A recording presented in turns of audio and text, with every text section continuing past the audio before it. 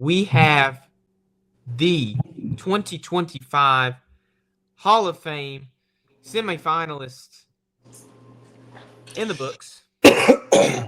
And quickly, I'm going to read out just some names that stand out to me.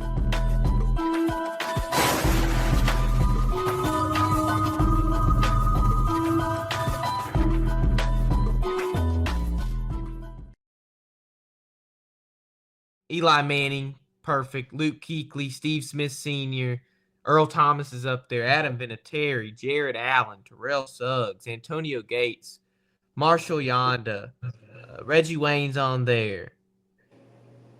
And Jari Evans is still on there as well. Vince Wilfork's on there. Just a couple people that are first ballot, still people like Jari Evans that haven't quite been able to make the Hall of Fame since they have been able to be inducted in 2021. So we look at this, and I really want to touch on who we think has a good chance of making it. Now, the Hall of Fame, you can only take, and you can correct me on this, it's 4 to 8 players, right? No less than 4 and no more than 8? No, it can be more. Hold on, let me look because we can it be more than 8? I think it can be more than 8 because we had some years where I know at least like 9 or 10 players made it. It might have been an exception. Yeah. But I'm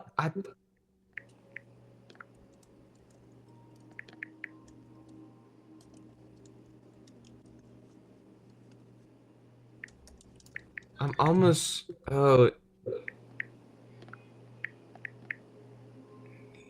NFL says 4 to 8. Now there might have been a exception that year, but let's just say we can only take 8. Now we've had an Eli Manning discussion in the past. If he's a first ballot Hall of Famer or not.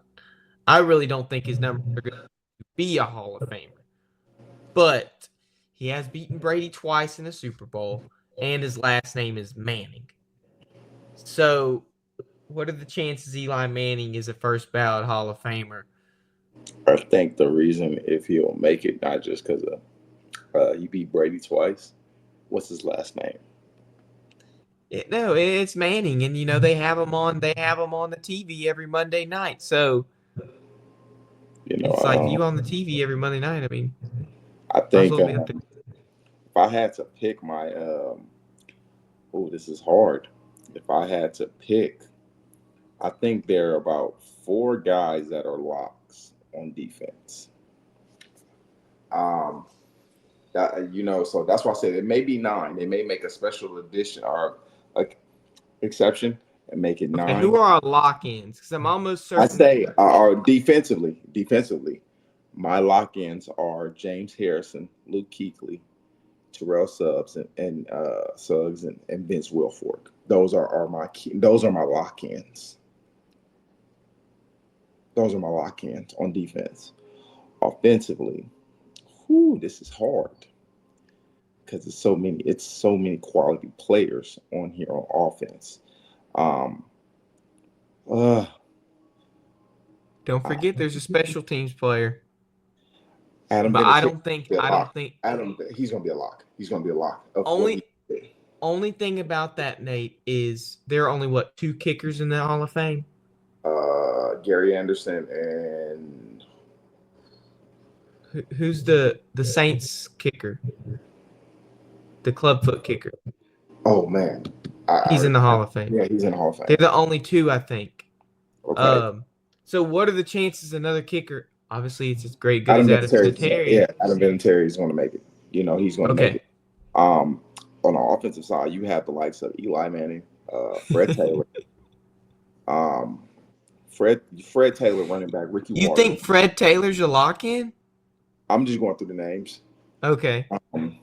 Anquan Bolden, Torrey Hope, Steve Smith Sr., Hines Ward, Morton Anderson. That's yeah. That's who I was gonna say that, but I wasn't sure. Hines Ward, Reggie Wayne, Antonio Gates, offensive lineman, Willie Anderson, Jahari Evans, Richmond Webb, Steve Wisnowski, Marshall Yonda. Oh, that's hard. It's hard. I think Marshall Yonda is. Can I say I think he's one of the most underrated O linemen in He history. deserves Marsh. Oh my God! But the receiver wise, and it's crazy because I just text his wife to say congratulations to him. Steve Smith Sr. And we're from the same area in California. Played for the same high school coach and everything. Spent a year together in Carolina. Um, he's top 10 all time in receptions. He played. Steve is 5'9", but he played like he was 6'5". Um, just a hell of a competitor. And I don't want to sound biased, but I am going to be biased. I feel this is going to be one of the hardest votes for. Uh, it's going to be a hard vote because again, Eli Manning on the strength of beating the Patriots twice, um, in his last name. Hey, can I put this back up for you, Nate? Go ahead, put it back up. If Eli gets in, they better put his defense in with him. Yes. That's all I'm saying. You know my argument for Eli Manning. Um, Receiver wise, I mean, you look at Torrey Holt and you look at Anquan and Reggie Wayne. These guys are just amazing. And again, I got a chance to compete against all of these guys with the exception of Torrey Holt. Um, I feel Steve will be. I think Steve it has a high chance. Um, just because of what he's done and just he was so tough and strong. Now, offensive lineman, when we talk about Willie Anderson and Marshall Yonda, that's going to be tough right there because these two guys were consummate all pros at their positions. So if I had to pick my nine, asterisk nine, I'm going Vinatieri, Wilfork, Harrison, Kuechly, Suggs on defense. As much as I love Earl Thomas uh, and Rodney Harrison, too. Well, Earl Thomas that's my Is Earl dog. Thomas still in trouble with the league? No, he's going through The process? process right now. Rodney Harrison, just what he did as a safety. Um, Eric Allen and Darren Woodson, you know, but those guys on offense, if I have to pick, I'm going to say Steve Smith. I'm going to say Steve Smith. Torrey Holt finally gets in because Torrey Holt deserves to be in. Steve Smith, Torrey Holt, Antonio Gates, Willie Anderson, and Marshall Yonda. I'm going to go with. You don't put Eli Manning in. I don't put Eli Manning in as You much as don't. I don't. I After don't. all that conversation about Eli Manning. I mean, we know he's going to be a Hall of Famer. Let's not Eventually. mince words. Let's not mince words. He's going to be a Hall of Famer. He's not first ballot. It's hard with these guys right here unless you're going to put him over somebody else. If he's put over anybody, I could see it being Torrey Holt. Because if Torrey Holt keeps getting put out, why not put him out another year? I don't know if Torrey Holt. I can't say that. I can't say that. I was gonna say I don't know about Torrey Holt and Reggie Wayne, but I think Torrey Holt takes the cake over Reggie Wayne. But it's because they both had super really great wide receiver duos. Yeah. Reggie Wayne had Marvin Harrison and Torrey Holt had Isaac Bruce. And what they were able to accomplish with. Can we say this, though? See, Reggie Wayne had Marvin Harrison. Yeah, but Marvin Harrison had always been the number one dog on that team. He was. He was the alpha. Now, with the greatest show on turf between Isaac Bruce and Torrey Holt, it was Torrey Holt. Those two were both dogs. There was one A and one B.